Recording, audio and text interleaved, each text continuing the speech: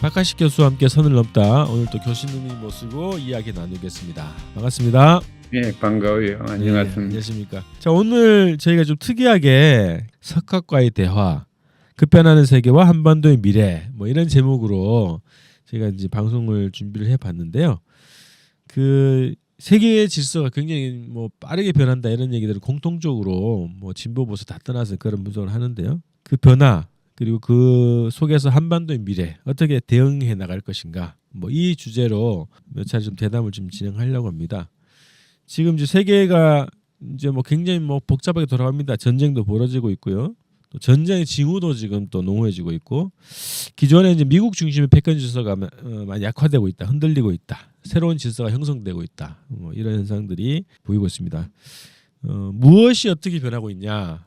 그리고 원인이 무엇이고 변화 방향이 무엇이냐, 그리고 우리는 그 변화를 어떻게 파악하고 대응해 나갈 것인가 이런 내용들을 가지고 좀 이야기를 나눠볼까 합니다. 자, 이제 그 본 주제에 들어가기 전에 우선 예, 그 미국의 총기 사건 문제 뭐 어제 오늘 일이 아닙니다만 이 굉장히 빈번해지고 있고 또 양상이 좀 달라졌다는 얘기가 있어서 그 실태 어떻습니까? 미국 총기 사건. 총기 사건이 굉장히 빈번하고, 올해 2023년에 들어와서 매스 슈팅, 여러 사람을 죽이는 그러한 일이 200개가 넘었습니다. 하루에 한 번 이상씩 대량 학살이 일어났지요. 그런데 그게 일어나는 데는 무기가 누구나 다 모든 전쟁에 사용하는 무기까지 구입할 수 있기 때문에 그런데 그게 그렇게 된 거는 군산복합체 때문에 그렇습니다.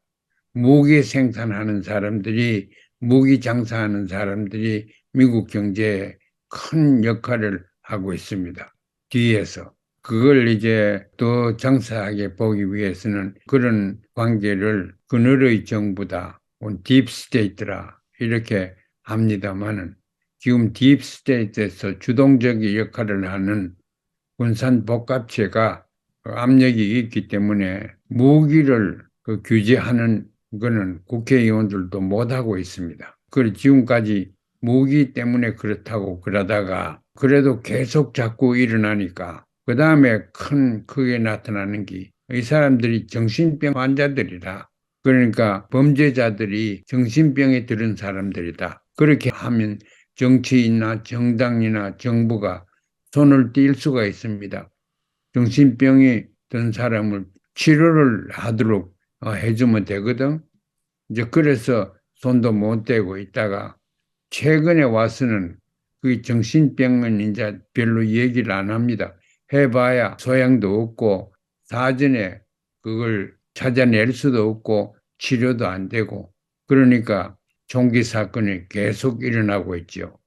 그 최근에 몇 주 전부터는 일어나는 것이 가치관을 가지고 가진 사람들이 인종차별을 하는 사람들이나 혹은 독일의 나치 정권을 지지하는 사람들이나 유태인을 반대하는 사람들이나 소수민족을 반대하는 사람들이나 그러니까 큰 정치인들 도널드 트럼프 같은 사람이 얘기하는 것을 그냥 그대로 지지하는 사람들이나 이런 사람들이 또 그걸 반대하는 사람들이나 가치관에 의해서 총기 사건이 일어난다.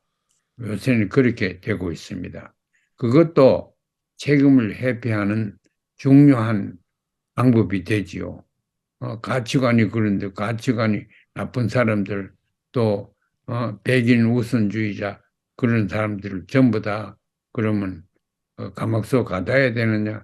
현실적으로 그것도 굉장히 어렵습니다.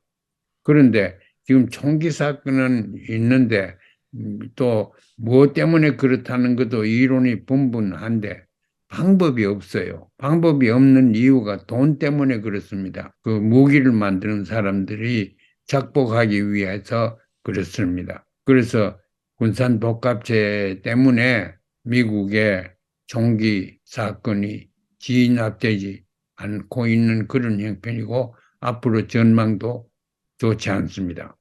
그러니까 미국이 붕괴랄까 하향길에 들어가는 한 가지 큰 이유가 총기 사건을 해서 부분적인 내란 비슷한 것이 그 정신 나간 사람들한테만 이유를 글로 넘겨버리면은 그렇지 않지만은 사회나 정치나 이념이나 이런 데서 특별한 생각을 가진 사람이 이런 난동을 부린다. 범죄를 한다. 그러면은 이제 상당히 복잡한 것이 사회 문제가 됩니다. 그러나 그것도 해결할 방법이 또 없습니다. 미국이 특별히 그렇게 처해 있습니다. 미국이 왜 그렇게 처해 있냐면은 미국 사람들만큼 모든 것을 무기 가지고 해결하려고 하는 민족이 없습니다.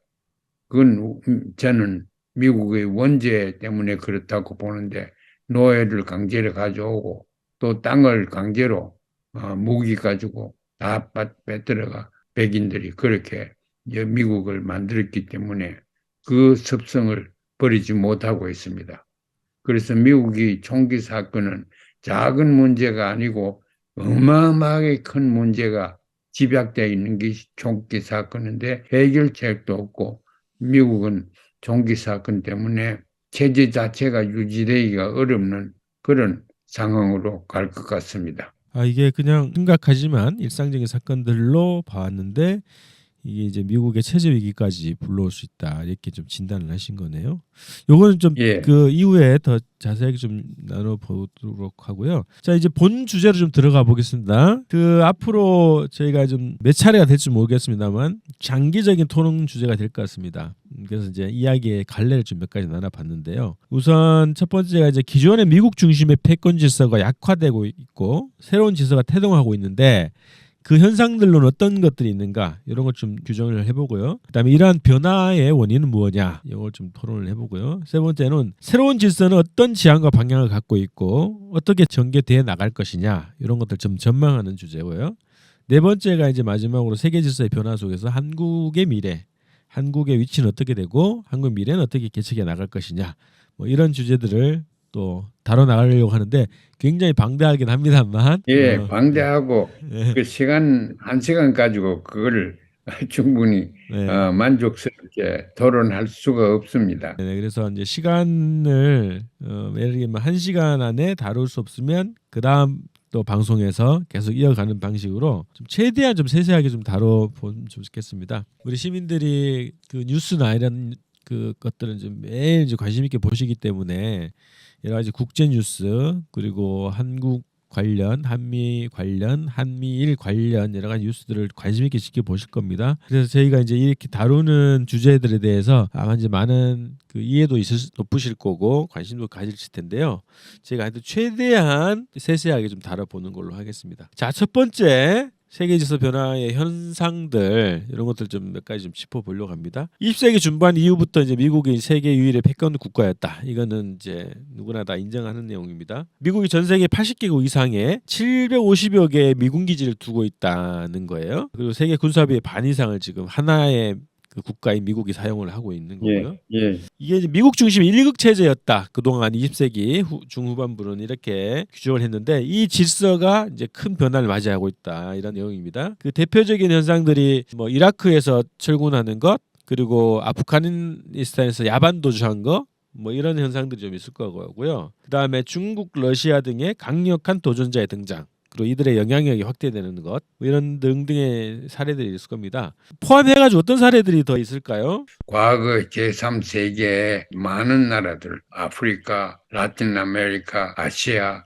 뭐 많은 나라들이 미국에 대해서 항거하는 미국이 세계 패권을 계속 유지하는 데 대한 반대를 하죠. 물론 중국이 또 일어나고 러시아도 그렇고 다른 나라들도 여러 가지 나라들이 합해서 지역적인 대미 반대하고 그런 게 일어나고 있습니다. 그런데 미국이 왜 하얀 길에 들어가느냐 하는 것을 우리가 과학적으로 보기 위해서는 미국 국내에서 시작해야 됩니다. 국내에서 민주주의가 지탱 못하고 미국의 애국자들이 애국심이 없어지고 미국을 유지하는 정치 제도들이 전부 다 제 역할을 못하고 민주주의만 해도 다수결이 무너졌고 지금 선거가 민주주의에서 핵심인데 선거가 미국에는 지금 뭐 과연 없다고 해도 무리가 아닙니다.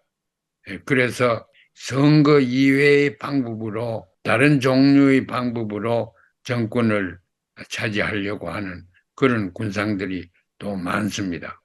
그래서 미국의 민주주의가 지금 하얀길에 들었다. 민주주의라는 것은 자유를 원칙으로 하는데 자유라는 것은 선택의 자유를 의미하지 다른 걸 의미하는 건 절대 아닙니다. 그 노예가 자유를 얻게 되면은 선택의 자유가 있고 없으면은 주인만 자유가 있고 선택권이 있는 그런 거죠. 미국에 지금 그런 의미에서 자유가 잘 없습니다.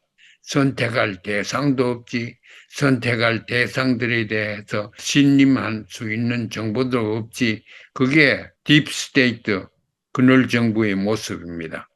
그래서 우리가 그걸 보면 그늘 정부가 지금 미국을 삼키고 있다, 이렇게 봐야 되고, 그걸 또 정확하게 읽어야 됩니다. 그런데 외국에서도 그걸 다 알고, 먼저 미국에 대해서 유럽만 해도 미국을 그렇게 지지하지 않습니다. 민주주의 세계도 그렇고 더구나 이 라틴 아메리카는 베네수엘라, 큐바는 말할 것도 없고 콜롬비아 이런 데서 미국에 대해서 한글을 하고 그렇습니다. 그리고 아시아도 그렇고 더구나 북한 같은 데서는 반미 감정이 아니고 이론적으로 또 정책적으로 철저하게 되어 있습니다. 그래서 국외적으로 미국의 패권이 국외적으로 무너지고 있는 것은 무너지는 현상이고 그 원인은 미국 자체가 제대로 역할을 못하기 때문에 그렇습니다. 제대로 역할을 못한다는 것은 결국 딥스테이트, 그늘 정부에 의해서 미국이 완전히 지배당하고 있습니다. 그러니까 총기 사건도 군산복합제 때문에 그렇지 군산복합제를 살리기 위해서 미국의 군의 예산이 세계 15나라를 제일 예산이 많은 나라를 합한 것보다도 미국이 더 많지요. 그래서 그걸 감당하기 위해서 항상 예산을 늘리지요. 오늘날까지 냉전 때 한 해도 빠짐없이 제가 기억하기는 군대의 국방 예산이 늘어갔습니다. 그건 무슨냐? 물론 국방 예산을 늘려가지고 그걸 무기를 팔아가 돈 벌면은 그게 중산계급으로 들어가는 게 절대 아닙니다. 중산계급이 없으면 민주주의가 없어집니다. 그런데 이건 돈 많은 억만장자들이 착복 다 해버리고 맙니다. 그러니까 미국의 억만장자, 그 빌리오네어들이 세계에서 제일 많습니다. 그래서 그런 사람들을 살리기 위한 것이 군산복합체지 민주주의를 살리기 위해서 중산계급을 더 힘을 주는 그러한 그 결과가 나오는 건 아닙니다. 그래서 미국이 경제적으로 어렵고 되고 정치적으로 국내에서도 그렇고 민주주의가 제대로 되지 않습니다. 지금 대통령 지고도 2년이나 지나도 승복 안 하는 것이 그게 미국입니다. 한국이 따라가고 싶어하는 미국이 민주주의가 전혀 되어 있지 않습니다. 제도적으로 말도 민주주의가 왜 안 되고 있느냐 하는 것은 제가 요담 시간에 더 상세하게 설명을 할 수 있겠습니다만은 이제 그 국내적인 민주주의가 안 되고 또 경제적으로 재산이 양극화돼 있고 이러니까 미국 자체의 능력이 없습니다. 재정적인 능력도 없습니다. 달러가 국제적으로 인정을 계속 받고 있는 그런 상황은 이제 끝날 것 같습니다. 그래서 국내적으로 정치적으로 경제적으로 이념적으로 이렇게 지금 하얀길에 들어가는데 이걸 세계에서 주시를 하기 때문에 나토 국가들도 마찬가지입니다. 미국을 따라오지 않습니다. 그러면 더구나 국제적으로 미국을 지지하는 세력이 줄어들면 미국이 쓸 땅이 없습니다. 국내에도 그렇고 국제적으로도 그렇고 그래서 미국의 일극 체제가 없어지고 있고 지금 상당한 의미에서 없어졌습니다. 그걸 우리가 국내 상황에서 찾아내야 되리라고 봅니다. 이 변화 요인들을 이제 그 두 번째 주제에서 다루려고 하거든요. 그래서 이제 그거에 대해서 교수님께서는 가장 중요한 요인이 미국의 내적 요인 때문에 이런 지수 변화가 오고 있다, 이제 이렇게 분석을 하시는 거네요. 결국은 경제 문제가 있고 이렇게 다 있지만 그거는 구체적으로 지hợp 적으로 나타나는 거고, 네. 미국 정부가 또 정치 체제가 정통성을 잃어가고 있습니다. 국민들의 지지가 없고 지지할 수 있는 제도가 확립되지 않고 유지되지 못하면은 민주주의가 미국에서 없어지게 됩니다. 그리고 국제적으로도 그렇고, 그러니까 경제적으로 문제뿐만 아니고 문제의 핵심은 국민들이 지지를 받고 세계에서 인정받는 정통성, 레지리머시가 없어서 그렇습니다. 정통 경제가 좀 어려워도 제재가 붕괴하는 법은 아닙니다. 정통성이 없어야 붕괴되는데, 미국은 경제난, 정치난, 이런 데서 정치 이념, 이런 데서 문제가 발단돼서 급기야는 정통성 위기에 처해 있습니다. 그 현상들 몇 가지 좀 더 짚어보면 좋을 것 같은데, 이게 윤석열 정부는 이걸 외면하는 건지 아니면 이 우물한 개구리사 그런지 모르겠지만 세계 질서가 어떻게 변화가고 있다는 거에 대해서 전혀 그 대응과 반응을 하지 않고 있거든요. 오로지 이제 미국과 일본 중심으로 외교 정책을 펼치고 있는데, 그 세계가 지금 어떻게 변하고 있다, 이런 것들을 좀 몇 가지 짚으면 좋겠습니다. 그래서 뭐 브릭스라든가 뭐 상하이 협력기구 이런 것도 있고요. 또 달러 패권 자체가 이제 붕괴되고 있고 약화되고 있는 현상들, 그리고 계속 역대 이제 가장 친미적인 뭐 지역이라고 할 수 있는 중동 지역의 변화, 이런 것도 있을 수 있고요. 그 다음에 뭐 북미 관계에 또 변화가 또 영향을 줄 수도 있고요. 뭐 세계 각국이 뭐 중국을 방문해서 이게 막 그 경제 관계를 예, 그 강화하려고 이런 예, 예. 현상들도 있고, 이런 것들을 몇 가지 중요한 현상들 좀 짚어봤으면 좋겠습니다. 네. 우리가 꼭 알아야 되는 것은 중국의 부상입니다. 중국이 이제 나오기 시작했어요. 그런데 중국은 미국과 1대1로 대결하는 나라가 아닙니다. 미국은 모든 것을 군인으로 또 안보적인 무기로 해결을 하려고 하고, 또 필요하면은 돈으로 다 해결하려고 하는데, 검역과 전쟁할 수 있는 능력, 이런 걸로서 이제 미국과 맞짱 서고 나오려고 하는 나라는 하나도 없습니다. 그거는 옛날 냉전의 얘기고, 이제 중국은 다른 대국으로 지금 세계에 등장하려고 합니다. 전쟁 안 하는 것이 중국의 제일 중요한 목적이라 그러거든요. 그러니까 중국 국내를 보면은 전쟁한 요소들이 미국보다 훨씬 더 많습니다. 소수민족이 얼마나 많습니까? 그게 수십 개 있고, 그 소수민족의 힘이 굉장히 강하죠. 그 국경을 건너면 자기 민족들이 살고 있습니다. 북한도 그렇지 않습니까? 네. 북한도 국경 건너면 그게 만주에 250만 민족이 살고 있거든. 그게 이제 북한하고 연결이 되는 것처럼 위구르족들이 신장에서 이제 아시아에 있는 위구르족들, 또 그 종교가 같은 사람들, 이런 사람들이 교류를 하고 협력을 하기 때문에 중국 정부로서는 이 사람들을 배제하고 탄압하고 이러면은 중국도 망하게 됩니다. 중국은 역사가 나오고 나서 지금까지 소수민족들을 우대를 했습니다. 예를 들어서 아이를 하나씩 낳으라는 정부의 지시에 소수민족은 면제시켜 주었습니다. 조선족은 그러면 그런 제한이 없었다는 거예요. 예를 들면. 예, 말하자면 소수민족이 원하는 것을 지지를 해주지, 음. 소위 멜팅 팟, 그러니까 용광로에서 하나를 만들어 가지고 하겠다는 미국의 욕망하고 다릅니다. 그렇게 보면은 중국은 세계 다른 나라의 주권을 존중하는 나라입니다. 그게 자기들이 지금까지 역사적으로 살아온 과정이 그렇습니다. 그러니까 소수민족 전쟁하는 데 가서 절대 여기 편들고 저기 편들고 하지 않고, 이번에 하는 거 보십시오. 사우디아라비아하고 이란에 가서 화해를 시켰지요. 그리고 지금도 우크라이나도 지원을 하려고 애를 많이 쓰고 중국과 이란도 그렇고 그래서 이제 중국이 하는 방법은 평화를 창조하고 너도 살고 나도 살자. 그런 대신에 미국은 너는 죽고 나만 살자.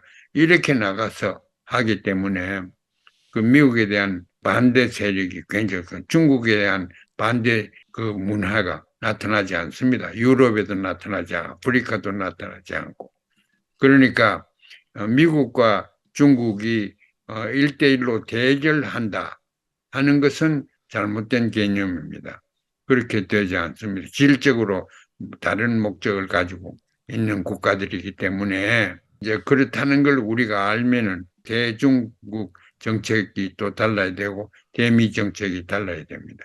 그 중국의 위상이 강화되는 현상들 금방 말씀하셨던 것처럼 오랜 그 적대 관계였던 이란과 이 사우디와의 관계를 그 외교 관계를 형성시켜 주는데 중요한 역할을 했어요. 예, 그리고 독일, 프랑스, 브라질 이런 대통령들이 중국을 막 방문해서 협력 관계를 더 강화하는 걸로 하고 예, 미국의 그 압력과 반대에도 불구하고 이런 행보를 막 거쳤단 말이죠. 그래서 중국이 세계의 영향이 굉장히 커져가고 있는데 그 한국에서는 반중 감정을 계속 부추기고 있단 말이에요. 그건 시대에 역행하는 거고 그렇게 해서는 나라가 망합니다. 망한다는 거는 경제도 안 들어가고 정치적인 지지도 세계에서 받을 수가 없고 문화적으로도 그렇고 그러니까 나라가 쓸 땅이 없습니다. 그러면 국민들이 결국은 희생을 당하고 국민들이 희생당하기 전에 어떤 방법으로 정권을 바뀌게 될 겁니다. 그 약간 가지를 더 치면은요.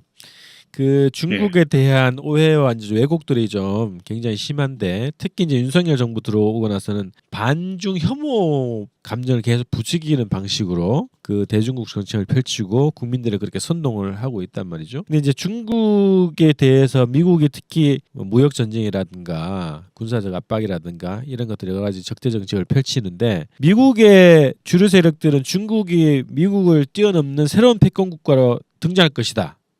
이렇게 좀 분석하고 대응하는 것 아닌가? 그리고 한국에 있는 일부 지식인들도 그런 거죠. 이 세계는 패권 질서가 있는 거고 이 질서에 중국이 그걸 도전하려고 하고 있다. 이런 관점으로 분석을 한단 말이에요. 중국의 정책이라든가 이런 거에 대해서 이제 그 올바른 인식을 갖고 있지 않아서 그것이 이제 예. 그 중국에 대한 입장이라든가 대중국 정책에 영향을 미치고 있다고 보거든요. 미국은 외국에 나가서 영향을 미치는 게 제일 먼저 하는 것이 군인들을 보냅니다. 무기를 보내고 군인들을 보내고 그래서 국내에 어떤 내란 같은 거 있이 또그 냉전 같은 게 있어 전쟁이 일어나면은 군사력으로 해결하려고 하지요. 그리고 경제적으로 원조를 가지고 설득을 지키고 하려고 하지요. 그 지금까지는 성공 많이 됐습니다. 냉전 70년 동안은 그렇지. 냉전 이후에 또 자기 패권을 가지고 그랬지. 오랫동안 그랬는데 중국에는 외국에 가면은 점포를 만들고 경제 활동을 하려고 하지 군사를 절대 보내지 않습니다. 그리고 문화적으로 소통을 하기 위해서 지금 제가 다니던 학교에서도 돈을 중국 정부에서 내와서 유교 공부하도록 그런 지원을 많이 하고 있습니다. 그런데 문화나 이런 데서 해가지고는 무력적인 마찰이 나지 않습니다. 그런데 미국은 무력 가지고 물리적인 힘을 가지고 제압을 하려고 하니까 안 되지요. 그런데 그 두 미국과 중국이 직접 대결할 가능성은 제 생각에는 별로 없습니다. 세상 사람이 다 그렇게 얘기를 하는데 저는 중국을 상당히 많이 합니다. 거기서 낳고 어릴 때 자랐고 그 후에부터 친구들도 많고 그래서 중국을 알 만큼 아는데 중국은 미국을 설명하는 적도를 가지고 설명하면은 안 됩니다. 네. 그때구나 대한민국 같은 데서는 중국과 어떻게 하면 관계를 개선하겠느냐. 사실 좋은 것은 한국이 미국과 관계를 잘 한다고 해서 중국이 그거를 허락하지 않기 위해서 한국하고 반대하지는 않습니다. 한국이 미국과 관계를 계속하더라도 중국은 자기들하고 관계가 융성하기를 원하는 것이 중국입니다. 미국은 그렇지 못합니다. 그게 이제 종교하고도 관계돼요. 중국의 유교는 그렇게 하는 대신에 미국의 기독교는 항상 적이 있어야 돼요. 적이 없으면은 기독교가 할 일이 없어집니다. 그래서 우리 문화적으로도 교하고 기독교하고 비교하는 데서 정책적인 차이를 우리가 찾아내야 되지 그게 옳은 겁니다. 그래서 이제 그 세계 질서 변화 중에 하나는 그 방식의 변화, 어떤 사상의 변화 이런 것들이 또 중요하게 흐르고 있다고 보는데요. 그러니까 미국이 주도하는 패권 질서 시대에는 수타라는 게 기본 경제 관계였단 말이죠. 자기의 발 아래 두는 방식으로 해서 제3세계 나라들의 경제적 이익을 자원보원을 수탈하는 방식으로 미국이 경제 관계를 맺어왔다면 지금 중국이 영향력을 확대하는 방식은 상호 호혜적인 방식의 그 경제 질서, 경제 문화, 경제 교류 문화 이런 것들이 주류가 되는 방식으로 세계의 문화가 바뀌고 있는 것이라고 좀 보여집니다. 중국이 원하는 것은 평화입니다. 그런데 평화는 우리가 알지만은 평평한 땅 아니에요. 평자는 그거는 평등하다는 말이야. 사람들이 청계다리에 이렇게 상하로 있는 게 아니고 평등한데 산다요. 평등하게 살면서 화해롭게 사는 것을 평화라고 그렇지 않습니까? 중국이 원한 건 미국과 관계를 개선해서 평등한 차원에서 네 좋고 내 좋고 하자고 하는 것이 중국입니다. 그걸 우리가 철저히 알아야 됩니다. 그리고 앞으로는 이제 그렇게 나가지 않으면 국제 관계를 평화적으로 유지할 수가 없습니다. 대한민국도. 그 남북 관계도 마찬가지입니다. 어쨌든 북미 정상회담을 2차례까지 진행을 하고 핵 보유를 더 공식화하고 더 강화하게 나가는 것 그리고 그 최첨단 군사 무기를 계속 이제 개발 완성하고 있고 군사적 문제에서도 미국의 그 북미 관계에서 군사적 그 대결 관계에서 북을 제압하기 어려운 상태로 점점 그 가고 있는 상황 그런 것도 좀 중요한 그 패권 질서의 변화 현상줄 중에 하나가 아닐까 그렇죠. 싶습니다. 저는 항상 선을 넘어 생각을 하려고 애를 씁니다. 보면은 단적으로 얘기를 해서 미국이 북한의 비핵화를 원하지 않습니다. 북한에 핵이 없고 핵 능력이 없고 핵 위협이 없으면은 이용 가치가 없어져요. 누가 보기에 군산복합체 보기에 이북이 비핵화되기를 원하지 않습니다. 그래서 그렇게 한 정책이 지금까지 나타났지 않습니까? 북미 간에 무슨 대화가 될 것 같으면은 항상 누가 찬물을 끼얹는 데가 있거든. 그 찬물이 이 섀도우 가버먼트에서 나오는 겁니다. 그러니까 하노이 회담 때 존 볼턴이 봉투를 가지고 들어왔는데 그거는 분산 복합체가 방해를 해서 그런 것입니다. 그래야지 무기를 팔아먹을 수 있지요.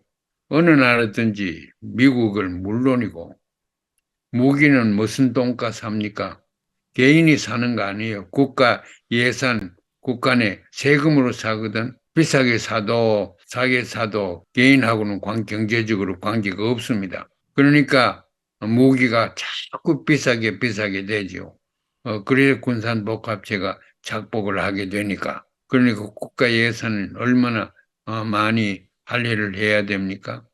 그걸 모든 것이 어디 있냐면 무기를 결국 팔아먹어야 돼요. 그 대한민국의 무기를 팔아먹는 가장 적합한 나라로 되어 있지 않습니까? 무기 우리가 안 산다고 그러면은 당장 관계가 나빠질 겁니다. 공격할 수도 있겠어요, 미국이 한국을. 얼마든지 할 수 있지요. 그래서 이제 미국의 패권 질서 유지 방식이 적을 만드는 거고 그게 이제 그 사상적 바탕으로는 기독교적 세계관 종교관이 있다 이렇게 말씀하신 걸로 이해가 되거든요. 그 국제 질서 변화의 여러 가지 이제 흐름들 그리고 현상들이 있을 텐데요. 요거는 이렇게 한번 마감을 하고 이 질서 변화의 요인을 한번 더 다뤄보고 좀 마무리해야 될 것 같습니다. 그 교수님께서 예, 기본은 미국 내적인 문제 때문에 이 패권 질서가 붕괴되고 있다 이렇게 좀 진단을 하셨어요. 저는 이제 그 미국의 내적 요인 구조적으로 갖고 있는 미국의 시스템 문제가 있고 또 하나는 미국의 적국이라고 하는 그 제3세계 나라들의 힘이 이제 세졌기 때문에 미국의 패권이 관철되지 않는 상황으로 가기 때문에 이게 이제 그 지수 그렇죠. 변화를 불러오지 않겠나. 패권이 의미가 없게 되지요. 그 미국의 내적 요인을 아까 이제 교수님께서는 뭐 민주주의 붕괴, 정통성 붕괴 이런 것들이 이제 미국의 그 몰락의 요인이다. 그리고 그것이 이제 그 세계 패권의 약화로 이제 이어진다 이렇게 분석을 하셨는데요. 예, 그 사이에 하나 갑자기 들었던 고민 중에 하나는 이런 거거든요. 하나는 나토를 강화하는 것, 그다음에 한미를 강화하는 것, 이 두 가지가 미국의 대응책으로 중요하게 좀 진행하고 있는 것 같거든요. 예. 근데 이제 나토가 미국을 지지하지 않는다는 거는 지금 보도되는 뉴스랑 좀 다른 얘기라서 그거에 대해서 한번 설명을 부탁드리겠습니다. 미국이 나토에서 지도적인 역할을 하기를 절대 원하지 않습니다. 나토는 미국이 손을 떼주기를 원한다. 유럽의 핵심 국가들, 더구나 프랑스, 독일, 이탈리 이런 나라들이 주도적인 역할을 계속 하려고 할 거고 미국을 반기지 않아요. 미국을 반기지 않는 것은 거기만 그렇습니까? 온 세계 다 지역마다 보면 미국을 반기지 않습니다. 미국이 원하는 건 자기의 패권을 지지하는 국가들이 서로 단합되기를 원하거든. 그런데 단합이 안 됩니다. 왜 안 되냐면 자기 나라의 국익을 생각하지 진영의 국익을 생각하지 않습니다. 자기 나라의 국익을 생각한다는 것은 경제적으로 교류가 원활하게 된다는 그런 얘기인데 경제적으로 그런 활동을 원활하게 시키기 위해서는 절대로 군사적인 원칙을 사용하지 않습니다. 그래서 미국이 관계하는 안보 국가 세계 여러 지역에 있는 조직들이 미국의 플랜대로 따라오질 않습니다. 자기 경제적인 국가의 이익을 도모하기 위해서.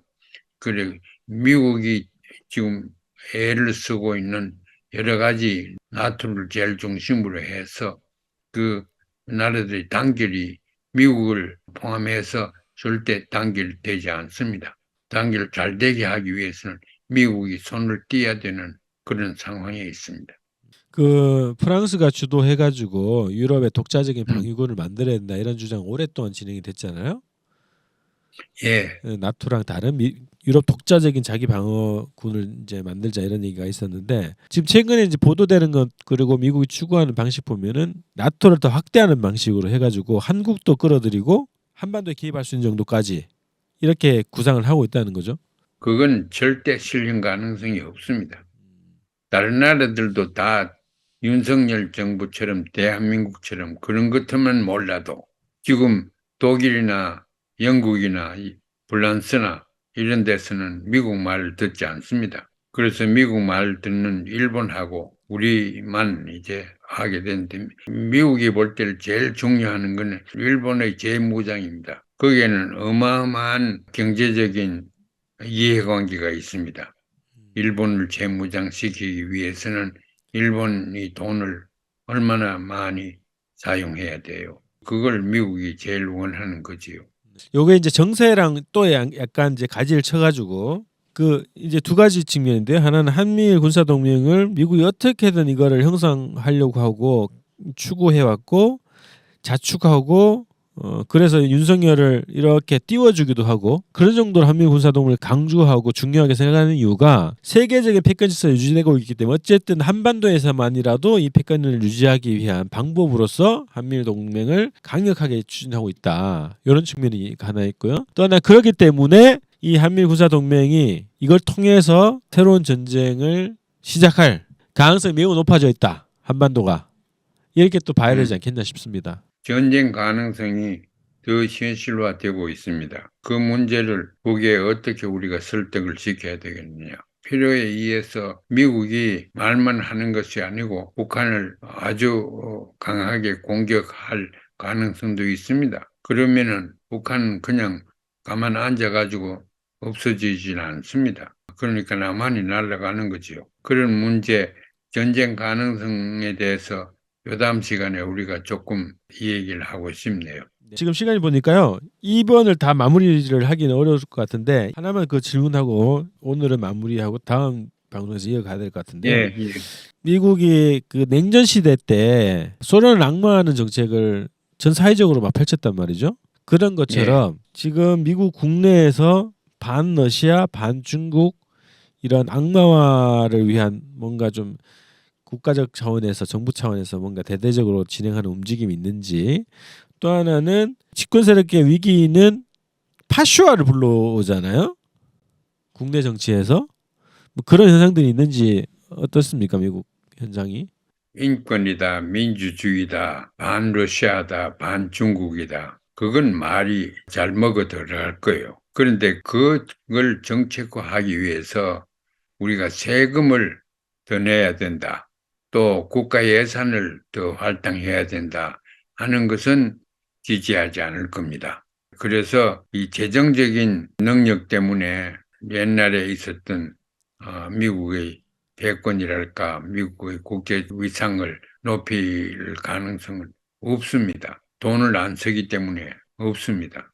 그래서 지금 미국도 공화당이 되느냐 민주당이 되느냐 그런데 외교 안보를 위해서 돈을 쓰는 것은 둘 다 의견이 같습니다. 왜냐하면 군산복합체가 둘 다 움직이고 있어요. 그래서 군사비 지출은 하겠지만은 이제 어디 가서 직접 무기를 지원하고 또 이렇게 하는 데는 우크라이나 같은 거 예를 들어서 어떤 미국에서 더 지지가 나올 가능성이 거진 없습니다. 석학과의 대화, 급변하는 세계와 한반도의 미래 해가지고 이 변화의 양상들이 어떤 건지 한번 다뤄봤고요. 그 다음에 이 변화의 요인이 무엇이냐 이제 해서 여러 가지 있는데 그 중에서 첫 번째로 미국 내적인 요인에서 이 현상 패권 질서의 약화가 시작된 것이다. 이제 이렇게 얘기를 하고 마무리를 해야 될 것 같습니다. 그래서 다음번 방송에서 그 두 번째 변화의 요인에 대해서 더 좀 다루고요. 그 다음에 이 세계 질서가 어떤 지향과 방향을 갖고 있는지 그리고 한국이 어떤 역할을 해야 되는지 어떻게 대응해 나갈 것인지 시간이 되는 만큼 또 다음 방송에서 이어가도록 하겠습니다. 예, 그렇게 합시다. 네, 네. 예. 자, 오늘 방송 이렇게 좀 마치겠습니다. 고맙습니다. 네, 네, 수고했습니다.